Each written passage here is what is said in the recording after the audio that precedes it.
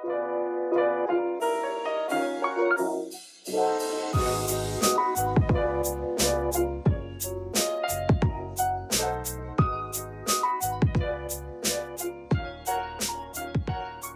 everyone, welcome back to my channel. Today we will be reviewing the Etchr Watercolor Sketchbook. This video is not sponsored, but the kind people at Etchr Lab has gifted me this sketchbook to try out and to review. It took a while for me to post this as I was trying different mediums on this sketchbook before I actually wrote my review. If you're interested to see the other paintings I made on this sketchbook, you can find them at the end of the video. Today's painting and review will focus on watercolor. I've seen the Etchr Sketchbook in a local art shop for the longest time, but since I have too many open sketchbooks, I did not purchase one at that time. Currently, the Etchr Sketchbook Cold Press 100% cotton is priced at 1,250 pesos in Artnebulaph PH. And honestly, it is quite pricey for me, which is also why I did not buy it.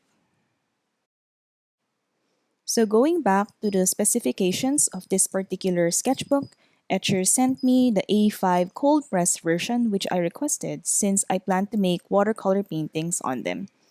If I will do more gouache or colored pencil works, I would probably go for the hot press one. This is also 100% cotton, which explains the price point as it is the best kind of paper you'll use for watercolor or water-based media. There are two variations of this sketchbook, a portrait and a landscape. I chose the portrait because I normally paint in this orientation. One thing I can say about the paper, even at first glance, it is very thick and heavy, and I immediately know it can hold up water pretty well. I can easily notice the texture on the paper, which I think will work well with granulating paints. On doing this floral watercolor, I did confirm that this sketchbook is more meant for wet on wet technique and a lot of layers. The paper just took on all the wet layers I did like a champ.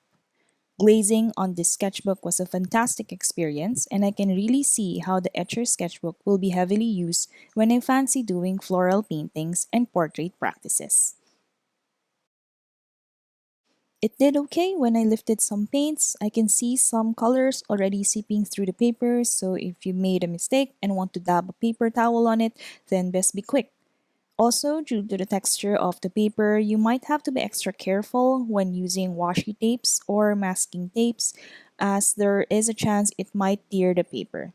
I haven't tried it, but I just want to put it here that textured paper do have a tendency to come off when you pull the tape.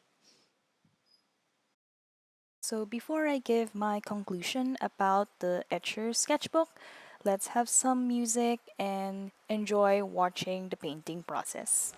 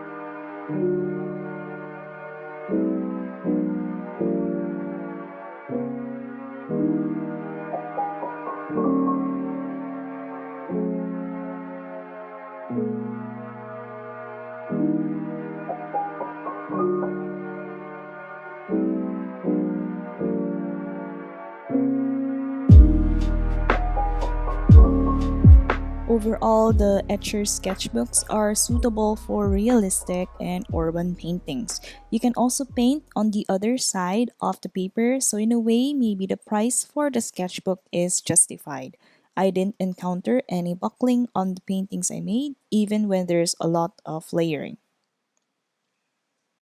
Personally, I love how my floral painting came out on this paper, and it's mainly due to how enjoyable I found working with the sketchbook. 100% cotton really makes a huge difference when you paint, and this is one of the best I've tried, despite the price being a little on the higher end. My suggestion is make sure you use both sides of the paper, then you'll get your money's worth. For my Philippine viewers, you can find Etchr sketchbooks and their other products at Artnebulaph.